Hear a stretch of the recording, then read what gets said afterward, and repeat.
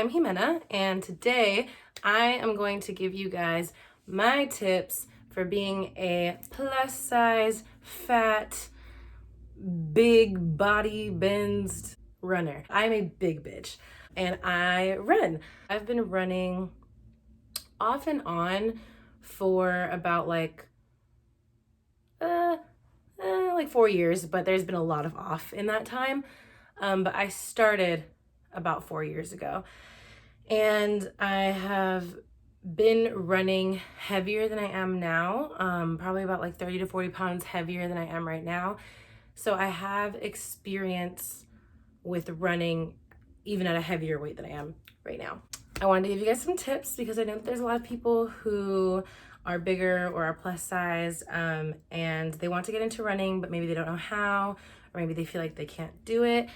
Trust me, you can do it. Any sized person can get into running, and can eventually get there as long as you stay consistent and really practice at it. And I'm gonna give you guys my tips and what I recommend on like how to get started. Number one, make sure that you are doing it for the right reasons. If you decide to start running because you hate yourself because you're just so fucking fat and you just want to punish yourself, it's not gonna work well for you. That's why I really preach like body positivity, especially in this kind of space, is in like working out and like athleticism and everything. As a plus size person, you really want to be body positive and not hate yourself, because although it has worked for some people in the past, it's not gonna work for everybody, and it's just gonna make you feel bad about yourself the whole time you're doing it.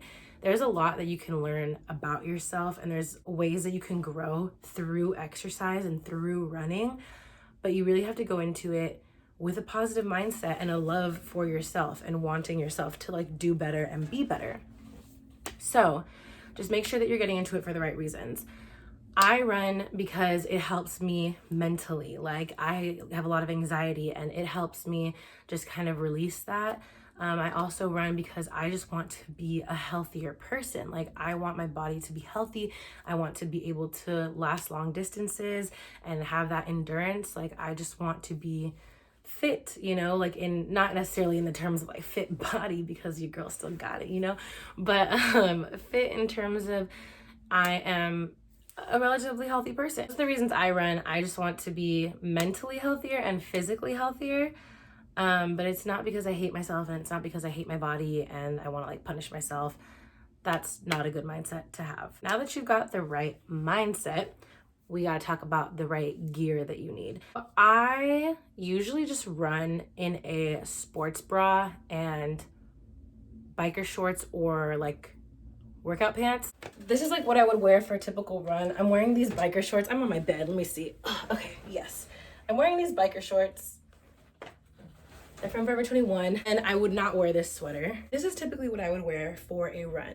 A sports bra and either biker shorts or full length like workout pants. I don't like to wear anything else on top because, you know, when you're big, like you get hot. When you're running and you're exercising, you're gonna get hot anyway.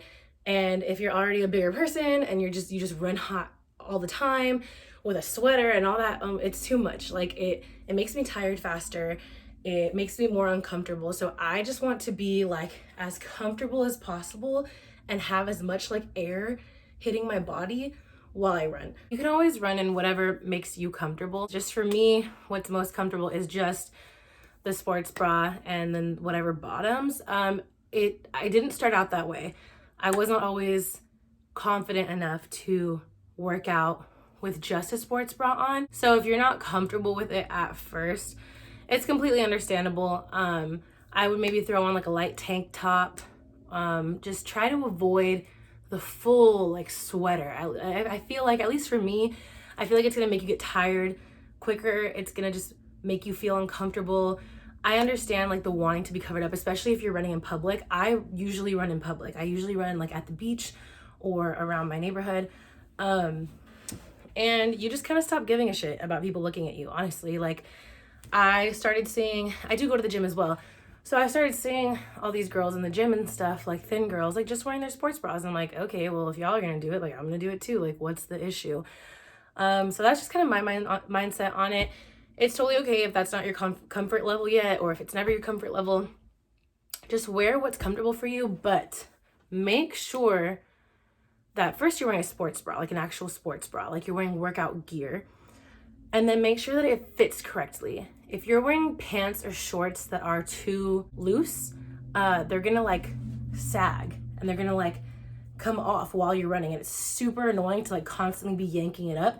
And the same thing kind of happens if your pants are too tight, because they're not gonna want to stay where they're at. They're gonna start slipping. So you really just want to make sure that you get the right sizes of things and that you get good quality stuff that's gonna like stay and like hold you in. You want it to be a little bit snug, but not too tight. I do everything high-waisted because when I have more of like the lower waisted or just not like the specifically high-waisted stuff, that's when it can kind of slip, especially if you got booty. I like to buy my workout gear. I have a lot of workout gear from Torrid, a lot of the Torrid workout pants and sports bras. They're a little more pricey, but they are pretty good quality. Like I said, these biker shorts are from Forever 21. Biker shorts are super popular right now.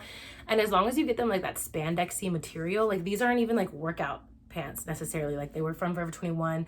Like they were meant to be like cute, like athleisure, but they work for working out. I also have a few things from Fashion Nova's athletic line. That quality isn't as great, but it's still good. It's decent, and it's a decent price. And oh, Target has good stuff too. I don't shop too much from Target, but I have in the past. Where I actually really like to get workout clothes from, and what I did a lot when I was first starting to work out and starting to run, was getting them from thrift stores.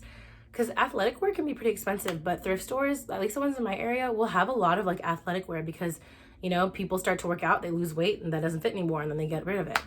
So definitely check out your local thrift stores for that. Just obviously wash it before you like go on the run. Another thing that's really important, like super important, is your shoes. Especially when you are a big runner, you really want to have good shoes with good support. Otherwise you could end up like hurting yourself. At first, when I first started running, I just used an old pair of Adidas that I used to wear like as like fashion shoes.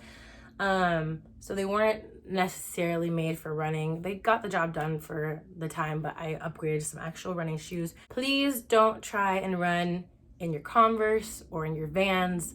That's gonna fuck up your feet and be really uncomfortable. Get some sort of running shoe. I used to get a bunch of running shoes from Payless, but RIP Payless, they're gone.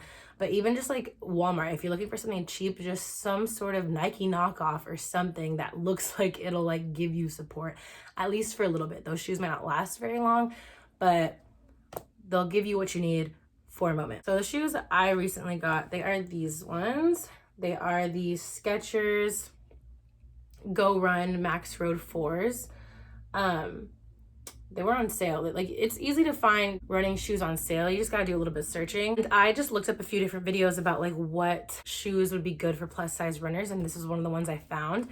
Now, the guy in the video who was talking about it, he was describing this as like a rest day running shoe. So for people who are like avid runners, like he was a thin guy. So for thin, fit people who are like avid runners where they run like almost every day, they have their kind of, you know, rest runs where it's like they're kind of just jogs for them. They're runs for us, but they're jogs for them. And they talk about having like a shoe with a lot more support and a lot more cushion.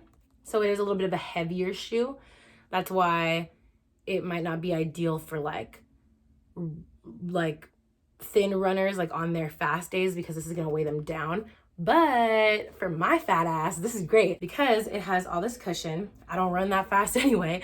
So that's not a problem. And it really just offers that support. The top is pretty flexible. The only issue I have with this is it's a little narrow for my foot. I have a wide foot. That's my only complaint, but it still gets the job done. And you can feel like how much support it has. Like that's a lot of cushion. And so it's gonna give you that bounce. Like I definitely felt like springy, you know, the first time that I was running with this. Like it helps to push you off the ground. So next, in terms of gear, a good pair of headphones. I don't know how anybody runs without listening to music. I see people do it and I think you're a sociopath. Music is like a super important part of the run for me. We'll get to that later. But I used to like run and work out with just like the little like, not AirPods, the Apple like the Apple headphones, not the AirPods, but the Apple headphones. And I've tried working out with AirPods before too. I just don't really enjoy that. It like, I get sweaty, it slips out of my ears because like sweat drips down. It's just super inconvenient because I just keep having to like put it back in my ears and stuff. So it's really distracting. So I really like using over-the-ear headphones. I used to use like an old pair of Beats. Those didn't get very loud. Like I want headphones that are going to be like loud as fuck. I don't want to be able to hear my hippo ass breathing over my music. Like if I hear it, it's just going to make me feel bad and I'm just going to be more tired. It's going to remind me of how tired I am and how exhausting this is and how much I want to die. So I need headphones that are going to be comfortable, over-the-ear headphones that are going to be blaringly loud so that I can hear none of that and just block all the haters, including myself, and focus on my run. What I use are these headphones. They are from a brand called Sudio, S-U-D-I-O. They're from Switzerland, I think. I got sent them through my Instagram. These are the Ragnant model. So these are like really cute. They're noise canceling headphones, like, yeah.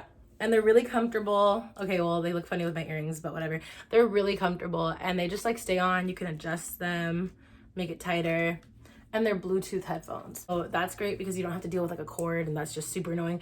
So I love those and just would highly recommend any sort of over-the-ear headphone because otherwise I feel like it's just gonna fall out of your ears and it's gonna be annoying. And listen, when you're doing this run, you're gonna be looking for any excuse to stop, okay? The runs get hard. They get hard and you're gonna be like, damn it, I wanna stop.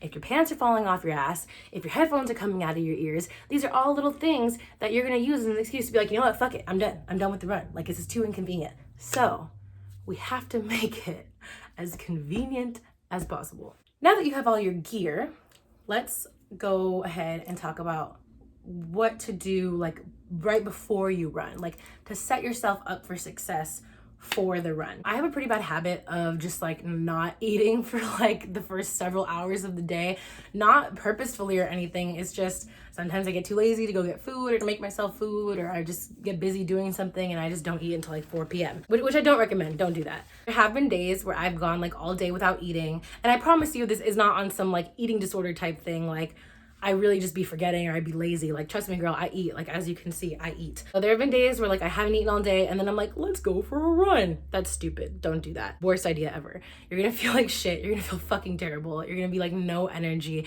You're gonna want to throw up. It's not fun. So eat before you run. Unless it's like first thing in the morning. Some days when I just like wake up and I run within that first hour of waking up, I won't eat and I'll feel fine because I don't necessarily like to eat first thing in the morning, and I know a lot of people are like that too. So that's the time when I can get away with it if it's like one of the first things I do when I wake up. If it's kind of more in the afternoon, I don't like to run on like a full stomach. That's really uncomfortable because you will have to shit. Running will make you need to poop. So if you've just eaten a big old meal, you're gonna, you're probably gonna have a difficult time. Like I said, we got to make this as convenient as possible. So no excuses if you're holding back, if you're turtlenecking during your run, you're gonna just be like, I'm going home and taking care of this problem. I like when I eat before runs, like I'll eat and then I'll run a few hours later, like anywhere from 2 to 4, maybe 6 hours later. 6 is kind of pushing it. You should probably like have a banana or something. But anywhere from like 2 to 4, 5 hours after eating, I'll go ahead and go run. Like you don't even have to eat like a full, if you really want to go run, maybe like within the next hour and you haven't eaten anything, maybe just like eat a banana or something. Like have like just something little, just something to kind of put something in your stomach. A banana, another piece of fruit, some yogurt, just something light, and then you can get going. Another really important thing is to hydrate. I don't take water with me when I'm running because I don't like to hold it. It's annoying. If you don't mind it, then go ahead and take it with you. I know a lot of people will think that they need the water. Like you'll have that mindset of like, I need the water. I won't be able to get through the run without the water. You will. Most likely you will. Because I used to think that way too, but I even when I do have water, like if I'm running on the treadmill at the gym, I never reach for it until after I'm done running. So I like to drink water beforehand. Even if you're gonna run with a water bottle, I would still drink some water beforehand so that way you don't want to stop as much to drink water. I like to take pre-workout sometimes before I run, especially if I'm kind of like groggy or sleepy or tired. I know a lot of people don't like to use pre-workout to run because they say it like just makes them feel way too jittery. They usually just like to use it for like lifting and stuff. I've always used it to run and I have no complaints. I think it gives me that boost of energy that I need sometimes. It definitely will make you feel cracked out though. Like you'll feel like a crackhead. This is the pre-workout that I use. I got it off of Amazon. It was only like $10, I think. The 6-star pre-workout explosion, and it's in the pink lemonade flavor. It's a pretty decent sized tub. And yeah, it tastes pretty good. I enjoy it. Kind of gives me the kick in the ass that I need sometimes to like get through the run. Definitely gonna want to stretch before the runs. I have a bad habit of not always stretching and then I regret it always. It's gonna hurt, especially when you're first starting. Like your legs are gonna feel tight, they're gonna be sore. So you really want to take the time to stretch out beforehand just to kind of help mitigate that a little bit. Okay, and then we're at the part that I was talking about earlier that is very important to me, the music. So music plays such a big part for me in the run. Like if my playlist is trash, my run's gonna be trash. The music is like the driving force behind me running. So I need to have like good bumping music on, like banger after banger after banger to keep the energy up and to keep me going. It's hard to find a good running playlist. Like I've made several ones for myself that I'll like for a time, but then, you know, as you run more and more, you kind of, if you're listening to the same playlist, you get over it. So switch it up. There's days that most days I'm kind of on some like club bangers, like hip hop type shit. But then some days I feel like listening to 70s music while I run, and it still has that good energy. It still has that good upbeat tempo that like gets me through it. So like there's different genres you can jump around. If you like different genres of music, just find whatever works for you. But getting the right music will really help you push yourself. Because girl, if you can stay throwing it back in the club with your friends for like 5 bomb songs in a row, I know your thighs are burning. You can keep running that long too. Don't play me. So yeah, just find a really good, find or create a really good playlist. I would honestly take the time to like create it, like one for you, you know, and just make sure that you have just like songs that you love on there that'll keep you going. Last for like the pre-run is definitely get yourself some sort of running tracker app. I used to use the Under Armour app, and then I switched over to the Nike Go Run app, and I really, really like the Nike app. It gives you just all kinds of stats. Like you can set your goal for the run, and it'll tell you like, for example, I run 3 miles, pretty much each run, and it'll tell me when I've gotten to 1 mile. It'll tell me when I've gotten to my halfway point, like halfway to my goal, which in this case will be 1.5 miles. And then it'll tell me when I hit 2 miles and essentially have 1 mile left to go. You get what I'm saying? Like it'll tell you at every mile, but it'll also tell you at the halfway point, and you can change the settings for it to tell you like where you're at every half mile if that's what you want. So that's just really cool because you can see your improvement. Like you can see like what your average mile time was with each run. You can see where you were faster, where you were slower. So that's really cool. I really like that. It helps keep me motivated for sure. So now for the actual run. So you're gonna wanna set a goal. A goal is really gonna hold you accountable and like give you something to work towards. If you are big and this is your first time and you've never run before, you're probably not gonna start off running. Like you're probably not gonna be able to just take off and run. You gotta like work your way into it. Even if the first few times you're only ever walking, like you just gotta get some movement and just go faster and faster. It may be a slow process for you to actually get to the running, but you can do it. The main thing though is like you really have to push yourself. This is a very mental thing. You have to set really realistic goals for yourself. You are not gonna be able to run a mile your first time in 8 minutes, you know, like your little skinny friend Sarah can. Get rid of that notion, because who knows when that'll happen for you, because girl, I've been running for several years and I am nowhere near that. Set realistic goals. If this is your first time ever doing this, I would predominantly walk and just try to run for as long as you can. Walk for 5 minutes and then, okay, I'm gonna run for 30 seconds straight, and push yourself to run the full 30 seconds. Because I know sometimes when you're first starting out, even just those 30 seconds, that can be difficult. So start out by doing that. Run 30 seconds, take a minute off. Run another 30 seconds, take a minute off of just like walking. And just do like that, like alternate like that. And then as you get more and more accustomed to it, just push yourself a little bit further. Run for the length of a full song. I'm not saying you gotta run fast. No one's saying you gotta run fast. Just the movement of running, just as opposed to walking. No one's saying that you have to run fast, just as long as you're running. And try to just do it for as long as you can. As time goes on, you'll start to get faster. You'll start to be able to run longer. And that's when you can work on like different goals in that way. So I would set a goal of the distance that you want to do.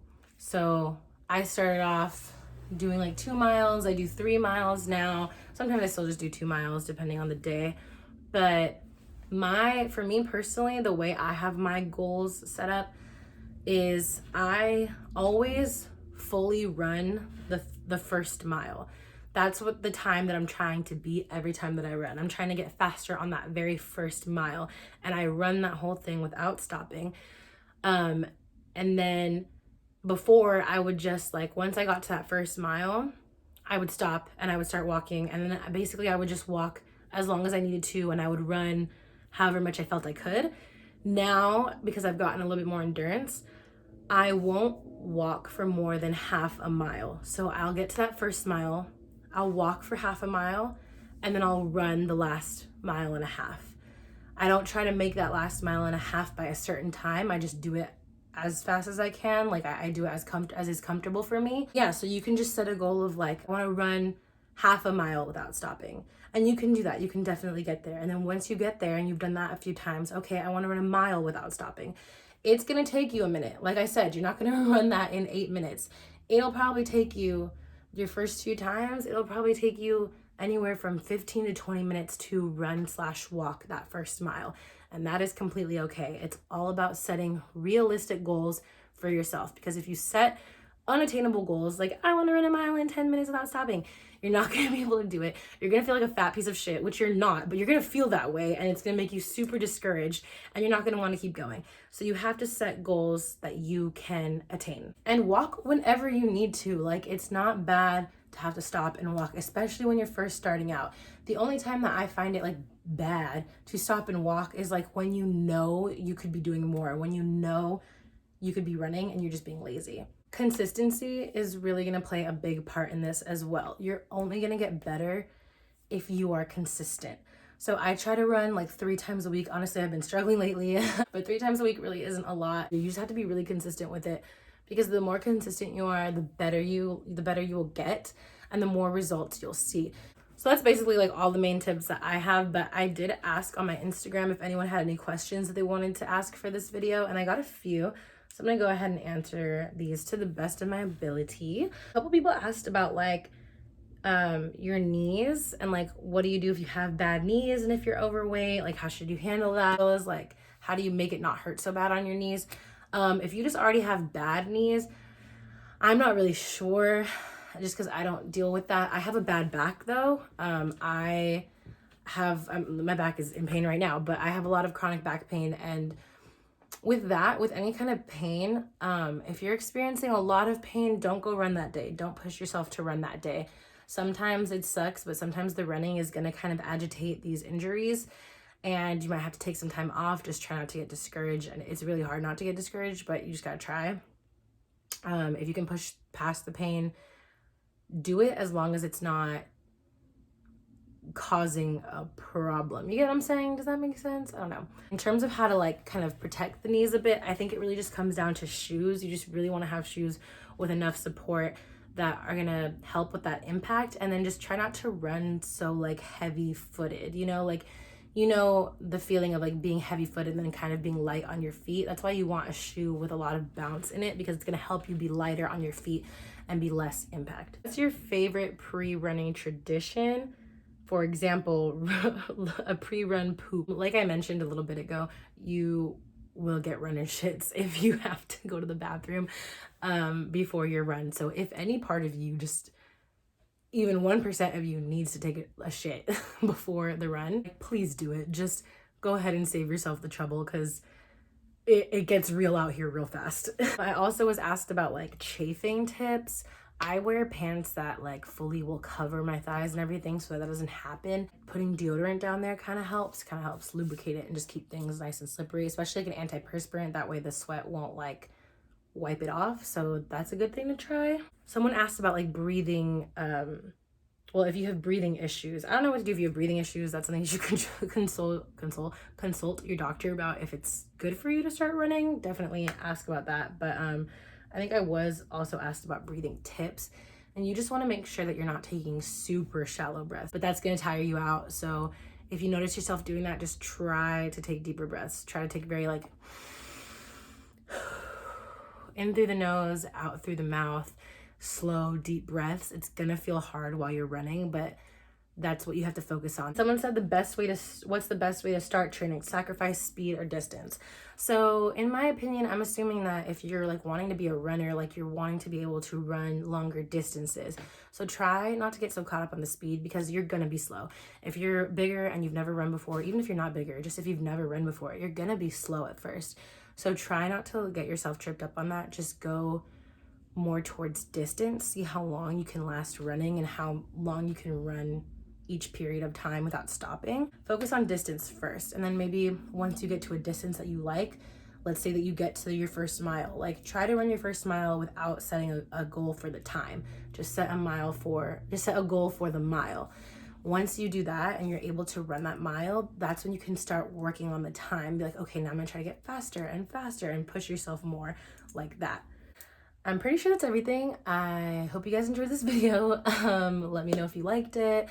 I hope to do more videos just about other stuff. If you are a big bitch like me and like fashion and body positivity and makeup and just other random shit, go follow my Instagram. If I can figure out how to edit, I'll put it here. It's at Hey Jimena, HeyYyXimena. What do the YouTubers say? Comment, like, subscribe, right? Yes, comment, like, subscribe. And I will see y'all later.